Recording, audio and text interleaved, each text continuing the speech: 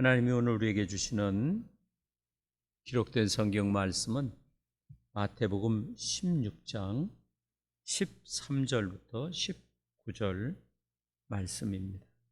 신약 성경 28쪽입니다.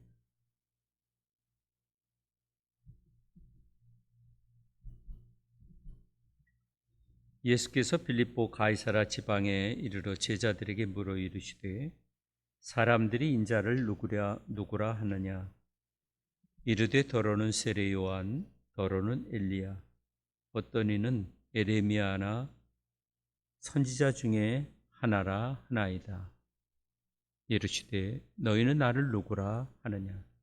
시몬 베드로가 대답하여 이르시되 주는 그리스도시요 살아계신 하나님의 아들이시니이다.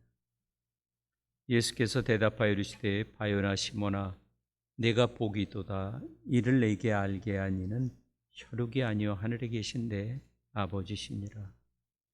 또 내가 내게 이르노니 너는 베드로라. 내가 이 반석 위에 내 교회를 세우리니 음부의 권세가 이기지 못하리라.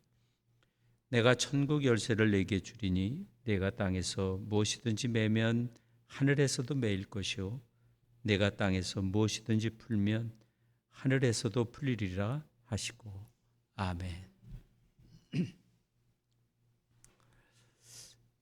빌립보 가이사라는 오늘날로 얘기하면 새로운 그런 신도시입니다. 그리스 로마 시대의 도시로서 이스라엘의 가장 그 북쪽에 있는 도시입니다. 예루살렘을 중심으로 하면 맨 북쪽에 있는 그런 도시다. 그 도시의 특징은 여러 종교를 가진 여러 민족의 사람들이 모여들어서 사는 아주 다문화의 그런 도시였다. 이렇게 여러 나라에서 온 다양한 그런 그 종교, 다양한 사상을 가진 그런 사람들이 그 당시 예수님에 대해서 어떤 생각을 가졌냐면 불수레를 타고 하늘로 올라간 엘리야처럼 그 엘리야가 다시 온 것이다. 또 어떤 사람은 에레미야 예언자다. 또 어떤 사람은 세례 요한이 다시 살아난 것이 예수님이다. 이렇게 이야기를 했습니다. 그래서 예수님이 제자들에게 이제 물어봅니다. 그러면 세상 사람들은 그렇게 얘기하는데 너희는 나를 누구라고 생각하느냐? 누구라고 생각하는지 물어보는 거예요. 이게 굉장히 중요하죠. 젊은이들이 데이트할 때 당신은 나를 누구라고 생각하느냐? 그냥 학교 친구처럼 생각한다면 계속 데이트를 하기는 어렵겠죠. 결혼을 목적으로 한다고 하면. 그래서 물어보는 거죠. 나를 어떻게 생각하는가? 예수님도 제자들에게 똑같은 질문을 나를 어떻게 누구라고 생각하느냐? 그때 베드로가 이제 고백을 하죠. 가장 명료한 고백입니다. 이 성경 말씀 중에서 베드로의 이 고백은 같이 한번 읽어보죠. 16절 말씀입니다.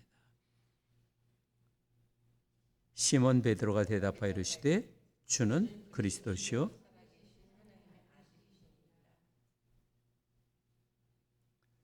열두 제자의 그 대변인격인 베드로의 이 짤막하고 그리고 분명한 고백, 예수님은 메시아고 하나님의 아들이십니다. 이 가이사라 빌립보에 있는 일반 사람들이 생각하는 능력 있는 선지자네 또는 세례 요한이 다시 살았네 하는 그런 생각들을 어떻게 해요? 아주 한 번에 정리해 주는 그러한 대답이었습니다. 예수님이 진정한 메시아, 그리스도입니다.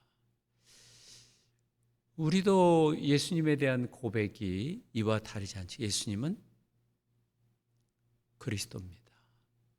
예수님은 하나님의 아들입니다.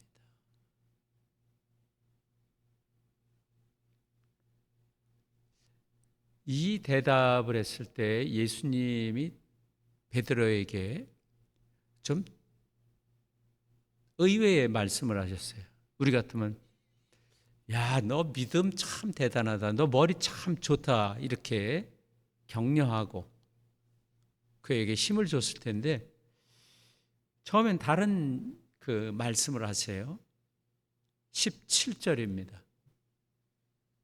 천천히 한번 같이 읽죠. 예수께서 대답하여 이르시되 시몬아 내 복이 있도다. 이는 네게 알게 하니는 바요나 시몬아 베드로야 넌 참 복을 받은 사람이다.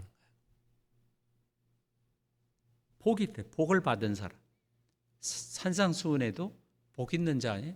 복을 받은 사람인 거예요. 왜냐하면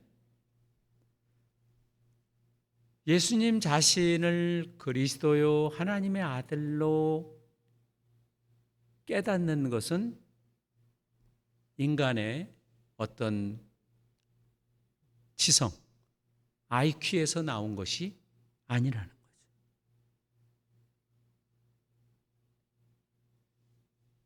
예수가 그리스도라는 고백은 사람의 생각에서 나온 것이 절대로 아니다. 어떠한 사람도 이 지구상에 사는 어떤 사람도 예수가 그리스도라는 그 고백을 할 수가 없다는 거예요. 왜냐? 그만큼 타락했기 때문에. 이것은 하나님의 계시라. 베드로가 예수가 그리스도라는 고백을 할 수 있는 것은 하늘에 계신 예수님의 아버지께서 알게 해준 것이다. 결국 베드로는 하늘에 계신 예수님의 아버지께서, 하늘 아버지께서 베드로를 선택하고 부르신 것이다.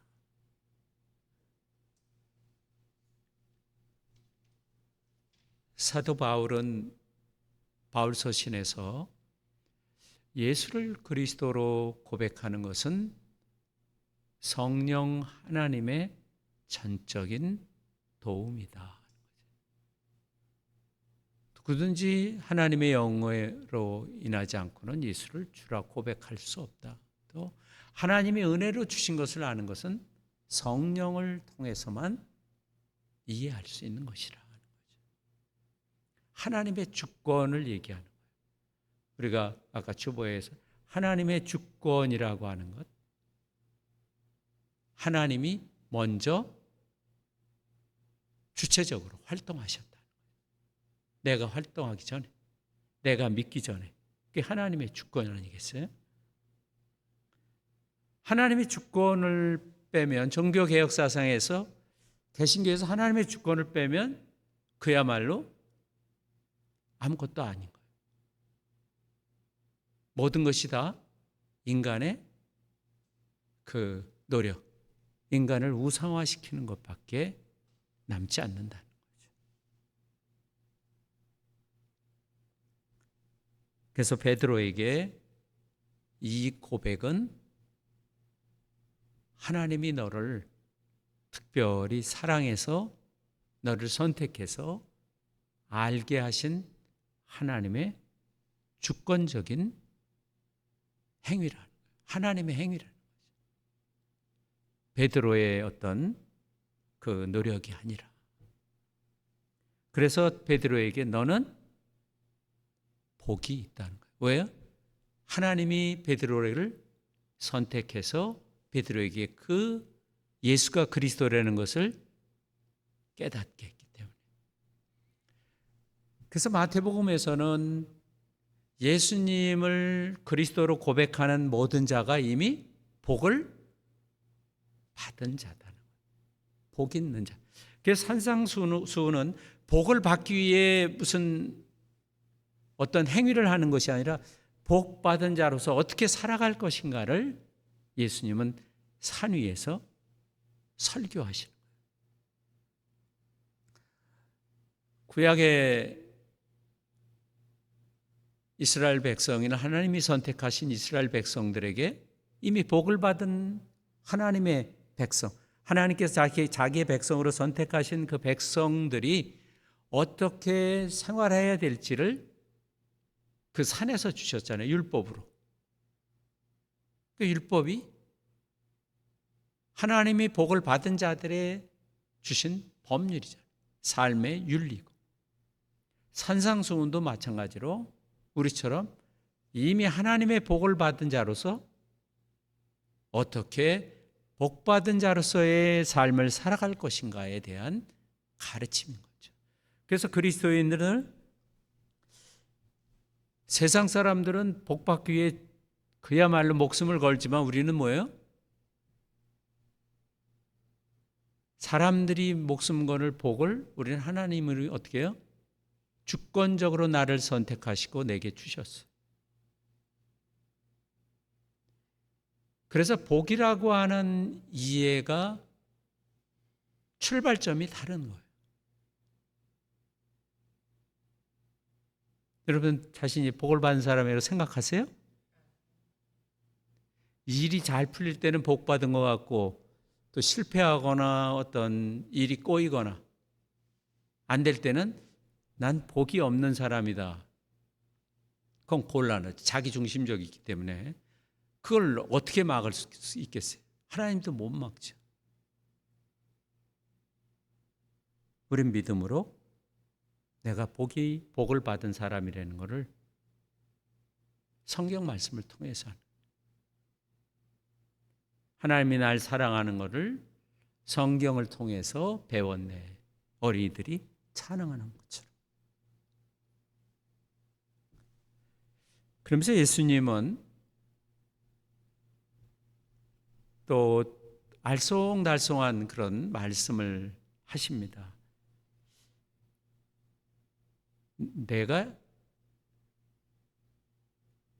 너는 베드로인데 내가 이 반석 위에 내 교회를 세울 것이다.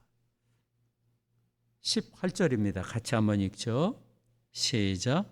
또 내가 내게 이르노니 너는 베드로라. 내가 이 반석 위에 내 교회를 세우리니.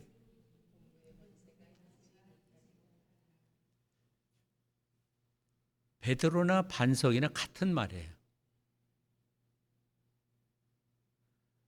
우리는 그래요. 돌, 석 같은 말 아니에요. 석이라고 해도 돌석이고 돌, 석. 베드로라. 내가 이 반석 위에 내 교회를 세울 것이다. 뭘 세울 때는 돌 위에다 세워야겠죠. 예수님이 모래 위에 세우는 게 아니라 돌 위에 세워야 된다. 기초, 모든 건물은 다 기초가 돌이잖아요. 없으면 큰 돌을 가져다가 그 기둥 밑에다가 돌을 놓고 그 목조, 우리 한옥 건축할 때 보면 그렇게 건물을 세우잖아요.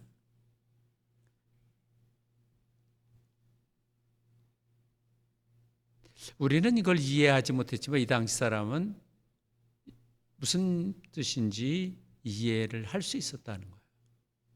예수님이 하는 그 말씀들을. 예수님이 자신의 교회를 세우겠대요. 근데 어디다 세우냐면 이 반석 위에 세운다는 거예요. 그러니까 사람들이 곰곰이 세서 베드로 위에 세운다, 또는 베드로가 고백한 주는 그리스도라고 하는 이 고백 위에 세운다. 왜냐하면 알쏭달쏭한 말이기 때문에 예수님이 하신 말씀 자체가 이게 언어 유희라는 거예요.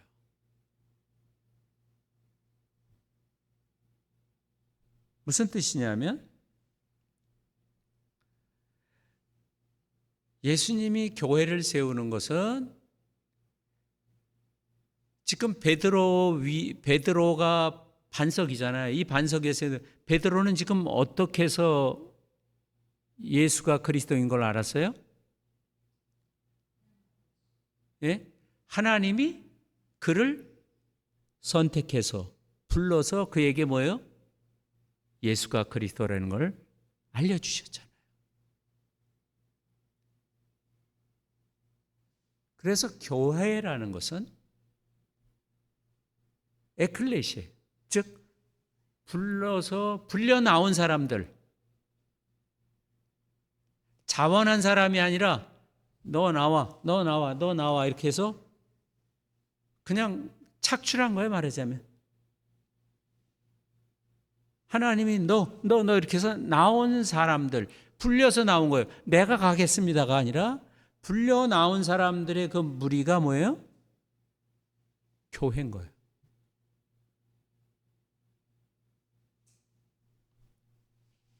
그래서 예수님은 친히 사람들을 불러내셔서 자신의 교회를 세우겠다고 약속하시는 거죠. 불려 나온 사람들로 이루어진 무리라. 예수 그리스도를 통해 하나님이 세상과 죄에서 불러내어 모아놓은 새로운 하나님의 백성, 이스라엘을 대신하는 새로운 하나님의 백성이 바로 교회라는 거예요. 예수 그리스도를 떠나서는 교회가 존재하지 않는 겁니다.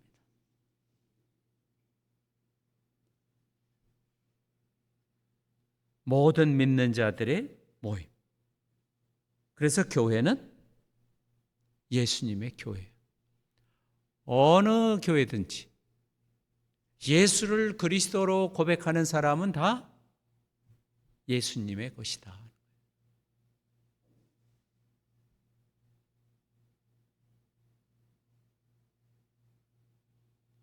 그러면서 교회에 예수님께서는 특별한 약속을 주십니다.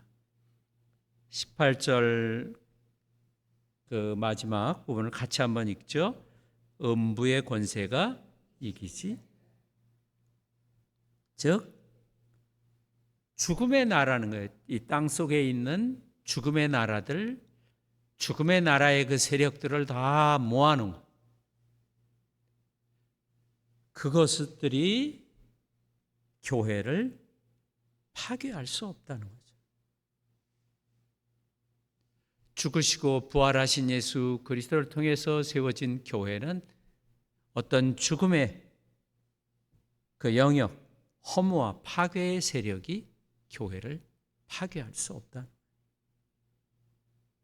죽음의 권세는 결코 교회를 이길 수가 없다. 왜냐하면 교회는 단순한 사람들의 모임이 아니라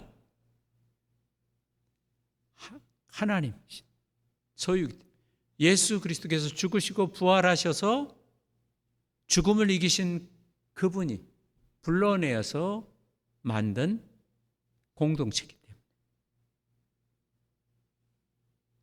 죽음의 권세는 결코 교회를 이길 수가 없는 것이죠.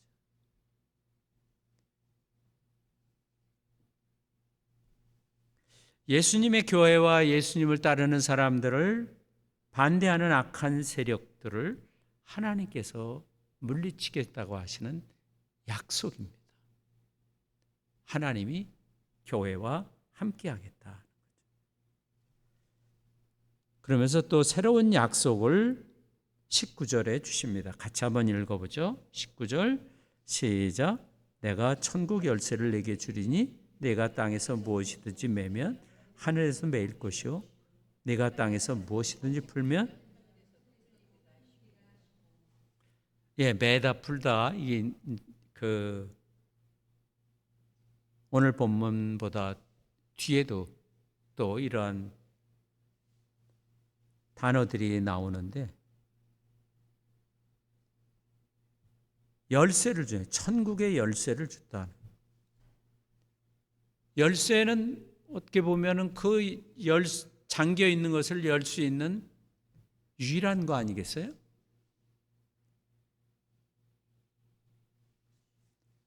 즉 전권을 준다. 전권. 마태복음 28장에도 하늘과 땅의 모든 권세 예수님이 가지셨잖아요. 그분이 교회에 그 권한을 주는데 그것은 뭐냐면 천국에 들어갈 수 있는 문을 열 수도 있고 닫을 수도 있다는 거예요. 그래서 교회 안에서는 사람들을 용서하고 예수의 이름으로 구원을 선포하고 성례전을 베풀고 또 실수하고 허물이 있는 자를 또 징계해서 경고하기도 하는 겁니다. 또 더 나아가서는 아주 극단적인 경우는 교회에서 완전히 교회 밖으로 출교시키기도 하는 거예요.